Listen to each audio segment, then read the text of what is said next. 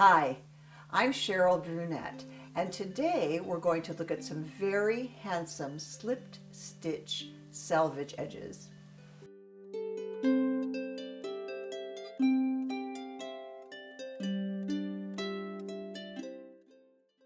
I looked at a dozen or so sets of instructions for slip stitch edges, and they were quite different from one another, and some were actually confusing and complicated.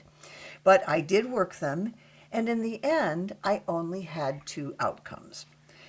One was a little bit twisted. This was the more common one, this chain edge. You can see that the left leg looks a little bit shorter than the right leg, and it didn't matter whether I worked it on this purl side or the knit side. And if I fold this over, you will see that the legs are not really symmetrical. They go in the same direction on both ends of the fabric. The other style that I had was more open. The legs are about the same length. In some of those stitches I have this little bump in the middle. I frequently do. But otherwise, it's more like a plain stitch. And again, if I put the two sides together, they're pretty equal and they're pretty symmetrical. I don't know if I like that little decorative piece in the center or not, but that doesn't matter. I'll just decide when I get to a particular project. But I broke this down into really ultra simple instructions, and I will write them for you because there's no use trying them 17 different ways when in fact you can do them in two simple ways. And the first one I'm going to do, because we're already there, is I'm going to do this untwisted or open form. And it is so simple that you have to work a foundation row. And on the foundation row, you make sure that you have a knit on the right side here and a knit on the right side here.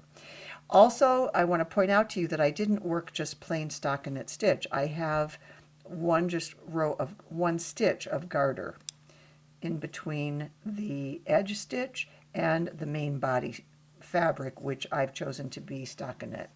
So this is so easy to do an untwisted or open selvage like this.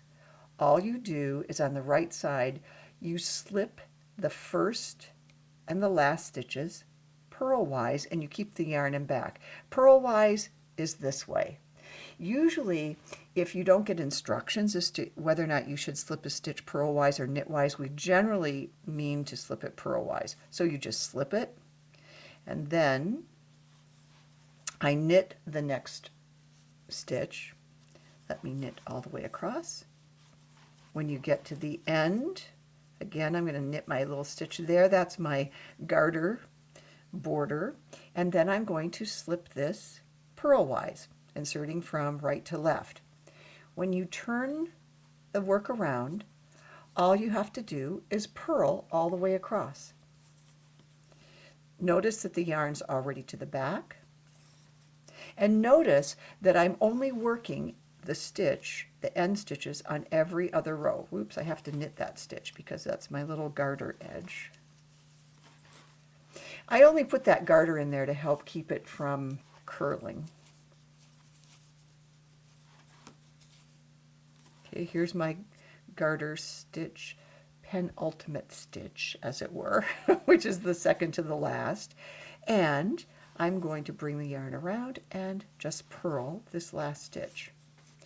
What that does is it turns that slip stitch so that there it is.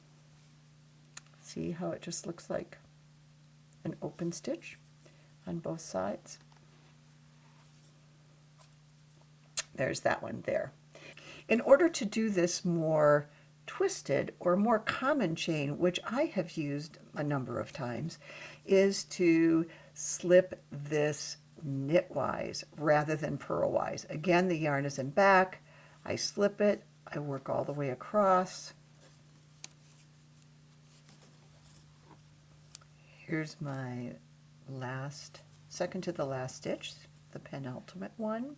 And I slip the last stitch. Notice my yarn's in back, knitwise. So I insert it. I'm going to do that again so you can see it. This would be to insert as if to purl. This is to insert as if to knit. Flip it around, and again, all I'm going to do is do my regular purl across, and that will give me this edge. Now, there were a number of observations that I made while I was doing the research for this, and one of them was that some of the styles of working this particular kind of twisted stitch, they were a little bit more beveled than other sides. This is an example of, this one is facing this direction a little bit, kind of like that. And this one faces the back a little bit. And that particular one was worked on what part of it was worked on the knit row and part of it was worked on the purl row. What else did I notice? That it was really important to pay attention to the gauge of the interior fabric to try to match this exterior edge to that gauge. And it's a Goldilocks principle, right? Not too long, not too short. You want it to match it as closely as possible. Another thing that I noticed is that by themselves, these end stitches do not prevent curl. Here's a perfect example right here where I didn't put any kind of garter or rib on this edge, and notice that it just wanted to curl right over, which you could use that as a decorative element if you wanted to, and it sort of, I think it kind of holds that edge like that, the stockinette edge a little bit. Here I introduced that little garter stitch, and it was easy. You can see how that pivoted out when I steamed it. Something else I observed is that for me, these particular edge stitches are for an open fabric and not for something that's going to be seamed or picked up. And part of the reason is it's every other row.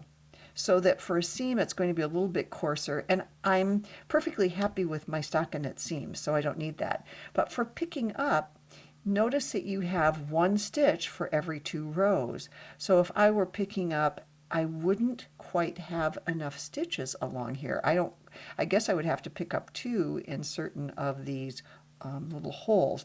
Notice it's very easy to see them, but in order to get the right proportion, it might be a little more challenging. And I just think these are really handsome edges.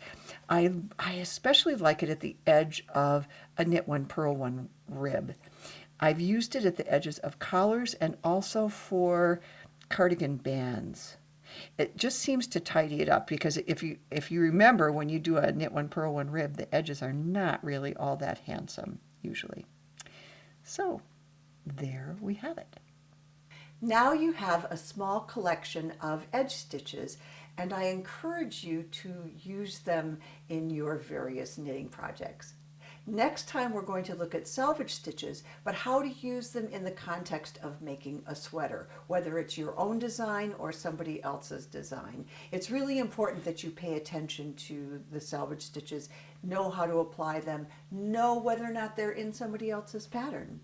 So until then, thank you for joining me, and enjoy your knitting. And do a little bit of it every day, because you know it's very good for you, right? Bye. Hi. Hello. Hi. Excuse me.